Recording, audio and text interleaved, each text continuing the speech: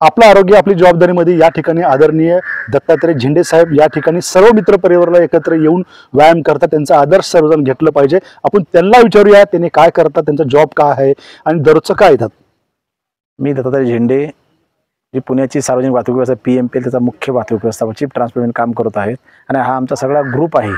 हा ग्रुपचं नाव आहे गुरुकृपा योग साधना। साधारण आम्ही 12 ते 13 वर्षापासून या तळजाईला येत असतो।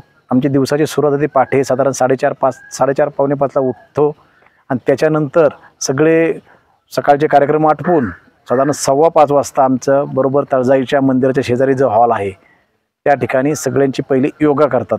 या योगामध्ये सगळे प्रकार म्हणजे योगा पहिले सूर्यनमस्कार घेतले जातात, पाठीवले पोटावले सगळे आसनं घेऊन त्याच्यानंतर मेडिटेशन आणि प्राणायाम मेडिटेशन असा सिक्वेन्स असतो। साधारण हा साधारण आमचा 5:15 ते 6:45 हा फिक्स टायमिंग आहे।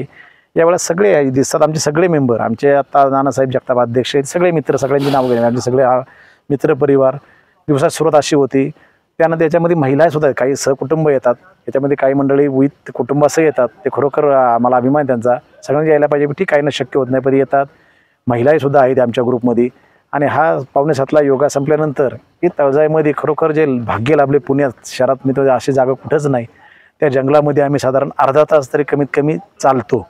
आणि ह्या चालण्यानंतर आमचा पुढचा प्रोग्राम असतो की याच्यानंतर इमिजिएट लगेच पुढचा की आम्ही जातो स्विमिंग करता। म्हणजे पुण्यामधला सगळ्यात टॉपचा टँक आहे तो कामगार कल्याणचा सहकार नगरला स्विमिंग टँक आहे, तिथं आमची टीम परत स्विमिंग करता जाते। आणि स्विमिंग करून साधारण आम्ही 8:45-9 वाजता बाहेर पडून, कारण प्रत्येकाला उद्योग व्यवसायात नोकरीमध्ये आहेत ते त्यांच्या ह्याच्यात जातात, पण एक ठरवलेलं आहे सर्वांनी की आपलं आरोग्य जर तुम्ही किती धनसंपदा असली तुमच्याकडे तर तुमचं आरोग्य चांगलं त्याचा काही उपयोग होत नाही। यासाठी स्वतःबरोबर कुटुंबाचंही आरोग्य चांगलं राहून आम्ही प्रयत्न स्वतःची सुरुवात केली। काही सहकुटुंब येतात आम्ही प्रयत्न करू, पण याच्यामुळे नक्कीच एकच सांगायचे की आजच्या या जीवनामध्ये धावपळीच्या धगधगीच्या जीवनामध्ये जर आपल्याला चांगल्या प्रकारे निरोगी आयुष्य जगायचं असेल आणि कोणतीही व्याधी आपल्याला लावून घ्यायची नसेल तर खरोखर यासारखा परिसर म्हणजे संपूर्ण पुणे शहर खरोखर नाही, ज्यांनी आले नसेल पुण्यात आले तर तळजाईला अवश्य भेट द्या। तळजाई पाहिलं की खरोखर एक नशिबाने आम्ही मानतो की एक ऑक्सिजनचं पार्क आहे तळजाई। म्हणजे एवढा सकाळी या पाठी एवढा प्रचंड ऑक्सिजन मिळतो आणि याचं महत्त्व खरं मध्ये करोनामध्ये लोकांना कळलं की तळजाई काय असते। असा हा आमचा उपक्रम चालू आहे। यानिमित्त एकच सांगेल की जास्तीत जास्त नागरिकांनी यामध्ये सामील होऊन स्वतःबरोबर स्वतःचं कुटुंब आणि याशिवाय आणखी महत्त्वाचं सांगायचं राहिलं की आमची याशिवाय शनिवार रविवारी 1, 2, 3 एका दिवसात कमीत कमी महाराष्ट्रामधले आम्ही एक ठरवलं की आमचे मित्र आहेत नानासाहेब त्यांचं आता पुढच्या वर्षी 61 वर्ष पदार्पण करतात, पण 61ची पूर्ण करण्यापूर्वी 61 किल्ले महाराष्ट्राच्या छत्रपतींचं आपलं अभिमानाचं स्थान आहे, छत्रपतींनी उभे केलेले किल्ले आहेत ते आम्ही सगळे चढाई करतो किल्ले। आतापर्यंत आमचे 20 किल्ले परवापर्यंत झालेले आहेत।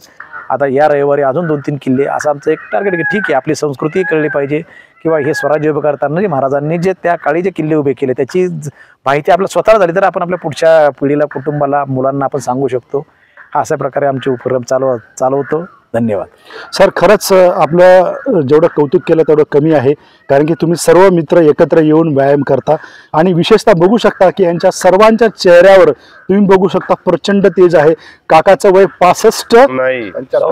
74 वयाचा हा नवजवान व्यक्ती आहे बरं का। विचार करा, आपण अनेक कारण सांगतो पण बघा 74-75 वर्षाचा नवजवान व्यक्ती दररोज व्यायामला येतात। या सर्वांसाठी एकदा जोरदार टाळ्या झाला पाहिजे, जोरदार। भारत माता की जय, भारत माता की जय।